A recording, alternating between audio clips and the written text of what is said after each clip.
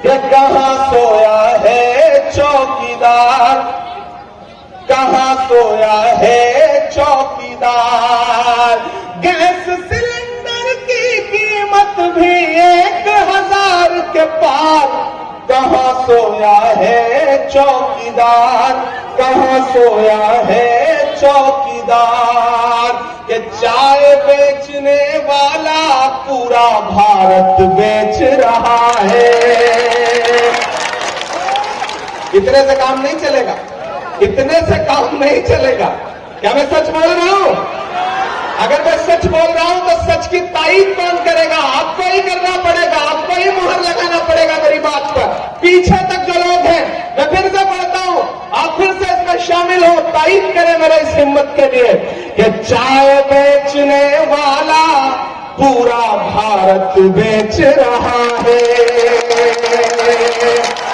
इधर वालों ने तारीफ कर दी, इधर वाले अभी भी फॉर्म में नहीं आए। मुझे लगना चाहिए कि आप आगे, जब तक एक आदमी शामिल नहीं होगा तब तक मुझे लगेगा कि मैं अहमदाबाद के जिंदा दिल लोगों के बीच में नहीं खड़ा हूं, जिसके लिए अहमदाबाद जाना जाता है, जिस हौसले के लिए, जिस जुनून के लिए। मैं फिर से बोलता हूं कि चाय बेचने वाला पूरा भारत बेच रहा है। अब लगा कि मैं जिंदा दिल लोगों के बीच में, इधर जो लोग खड़े हैं ये भी, कि चाय बेचने वाला पूरा भारत बेच रहा है। इसी काम में हासिल उसे महारत बेच रहा है। रेल बिक गई, तेल बिक गया, बिका हवाई अड्डा। अब तैयार रहना, पहुंचाना दिल्ली तक कि रेल बिक गई, तेल बिक गया, बिका हवाई अड्डा। सब कुछ बिकता देख के खुश हैं अपने जेपी नड्डा। कि जनता महंगाई की मारी करती हाहाकार, कहां सोया है चौकीदार, कहां सोया है चौकीदार। पेट्रोल और डीजल की कीमत रही सैकड़ा पार, कहां सोया है चौकीदार, कहां सोया है चौकीदार। आप बहुत अच्छा सुन रहे हैं, बहुत अच्छे लोग हैं, बड़े जिंदा दिल लोग हैं। मुझे तो आपसे ये कहना है कि जो लोकतंत्र का उत्सव है ये आपको ताकत देता है। आज हमारे राष्ट्रीय अध्यक्ष कांग्रेस पार्टी के श्री मल्लिकार्जुन खड़गे जी भी अहमदाबाद में आज उन्होंने सभा की है। कल राहुल गांधी जी और मल्लिकार्जुन खड़गे जी महू में थे, डॉक्टर बाबा साहब भीमराव अंबेडकर जी को श्रद्धांजलि अर्पित करने के लिए संविधान दिवस पर। कल फिर मेरा ख्याल है शैलेश जी आपके यहाँ बहरामपुरा में आ रहे हैं ना, मुझे भी आना ही पड़ेगा, आपका आदेश है तो मैं भी कल कोशिश करूंगा कि बहरामपुरा में फिर से आऊं आपसे मुलाकात करने के लिए। तो कल आपको आना ही पड़ेगा, आना ही पड़ेगा। शहजाद ने पूरा जोर देकर के कहा, शहजाद हालांकि उम्र में मुझसे 2 साल छोटा है लेकिन शादीशुदा है तो मैं इसे अपने से बड़ा ही मानता हूं, तो भाई है वो और उसका हुक्म है तो आना ही पड़ेगा। कल मैं फिर आऊंगा लेकिन अभी तो मैं गुफ्तगू कर रहा हूं, मैं इतनी जल्दी जाने वाला नहीं, इतनी आसानी से आपको न मैं छोड़ूंगा ना आप मुझे छोड़ेंगे, मैं जानता हूं। बड़े दिनों बाद मुलाकात हो रही है तो मैं ये कह रहा हूं कि ये लड़ाई संविधान को बचाने की, ये लड़ाई आईन को बचाने की। आजकल हालत यह है कि राहुल जी भारत जोड़ो यात्रा में है लेकिन भारतीय जनता पार्टी का जितना भी नेता, जो मुख्यमंत्री गुजरात में आते हैं उनके निशाने पर कोई और नहीं है, सिर्फ और सिर्फ राहुल गांधी है। एक वो असम के मुख्यमंत्री जी आए हैं, उनका बयान है कि राहुल गांधी के चेहरे में उनको सद्दाम हुसैन दिखते हैं दाढ़ी में। हालांकि मुझे लगता है कि वो खुद आईना नहीं देखते वरना उनकी खुद की शक्ल जो है वो नवाज शरीफ से मिलती है, लेकिन उन्हें आईना देखना चाहिए। बिल्कुल, मैं मतलब बड़ा रिसर्च करने के बाद बता रहा हूं। और चूंकि नवाज शरीफ साहब नरेंद्र मोदी जी के दोस्त भी हैं, दोस्त न होते तो नरेंद्र मोदी जी उनसे मिलने के लिए सारे प्रोटोकॉल तोड़ करके पाकिस्तान थोड़ी गए होते, दोस्त भी है। तो राहुल गांधी जी निशाने पर है। क्यों?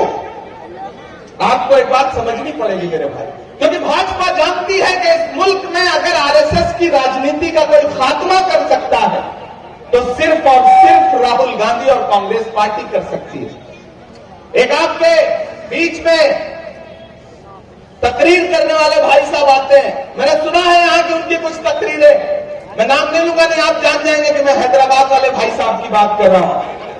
सरे मिंबर वो ख्वाबों के महल तामीर करते हैं, इलाजे गम नहीं करते, फकत तकरीर करते हैं। तकरीरें करेंगे और पिछली उनकी 10 तकरीरें 20 तकरीरें उठा करके देख लीजिए, उनकी तकरीरों में निशाने पर नरेंद्र मोदी नहीं होते, भाजपा नहीं होती, कांग्रेस होती है। गुजरात में 27 साल से भाजपा की सरकार है, लेकिन उनको जवाब कांग्रेस से चाहिए। वो कांग्रेस को खत्म करने का मंसूबा लेकर के पूरे मुल्क में निकले हैं। आप मुझे बताओ गुजरात वालों, अहमदाबाद वालों, कि अगर कोई कांग्रेस को खत्म करने का मंसूबा लेकर के निकला है तो जाहिर सी बात है कि फिर वो भाजपा को तख्त पर बिठाने का इरादा भी लेकर के निकला होगा। अभी बिहार में चुनाव हुआ गोपालगंज में, गठबंधन का प्रत्याशी सिर्फ 1700 वोट से चुनाव हारा और भाई साहब की टीम ने वहां जाकर के 12,000 वोट काटे। इसलिए मैं अहमदाबाद वालों आपसे कहना चाहता हूं कि किसी झांसे में मत आइएगा। वो आपके बीच में आएंगे, कहेंगे कयादत खड़ी करो, कयादत खड़ी करो। मैं तो ये कह रहा हूं कि इस गुजरात में, अहमदाबाद में शहजाद जैसी कयादत है तो किसी नई कयादत और इधर उधर की कयादत की जरूरत क्या है। शहजाद है, वजीर पठान साहब है, इधर शैलेश है। कयादत कयादत का नारा लगाने वाले ये जो लोग हैं ना, रात इंदौरी का एक शेर है कि जागते रहना की आवाज लगाने वाला, जागते रहियो की आवाज लगाने वाला लूटने वालों को होशियार भी कर सकता है। उनके मंसूबे कुछ और हैं।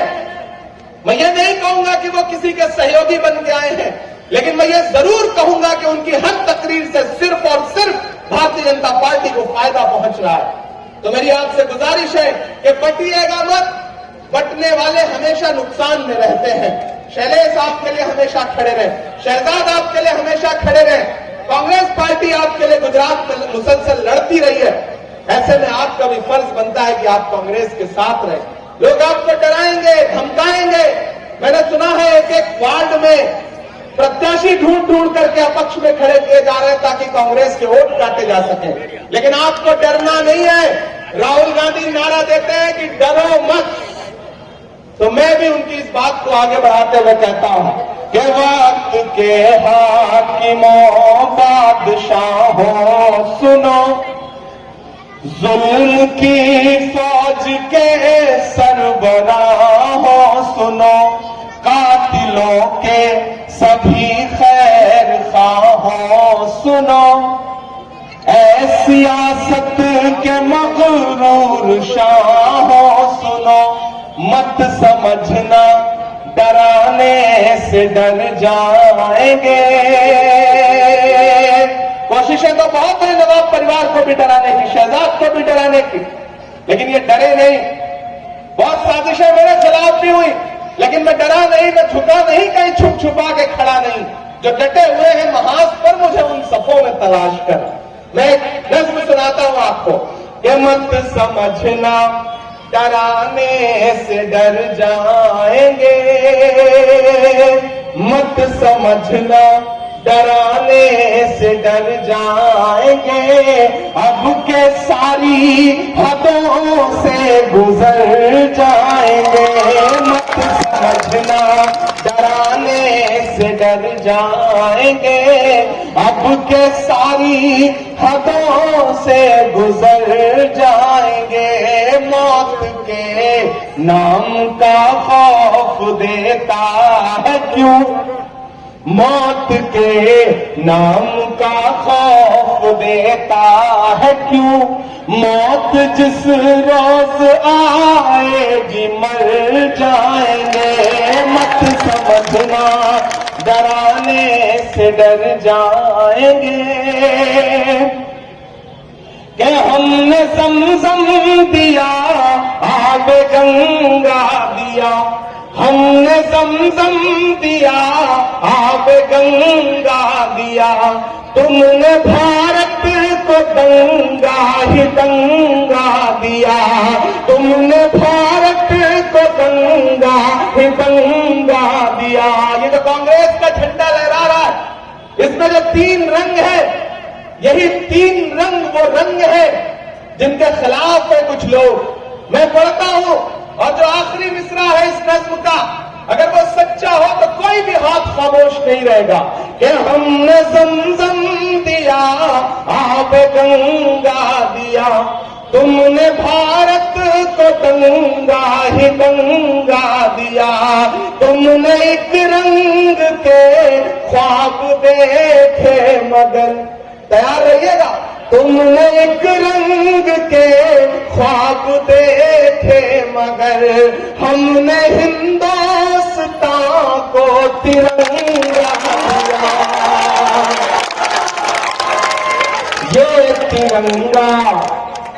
ये तिरंगा बदन पर लपेटे हुए, ये तिरंगा बदन पर लपेटे हुए एक दिन इस जमीन में उतर जाएंगे।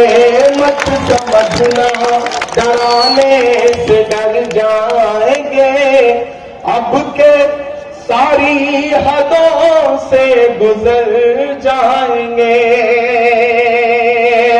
खबरों में बने रहने के लिए फोरम 4 को सब्सक्राइब करें और नोटिफिकेशन पाने के लिए बेल आइकन दबाएं।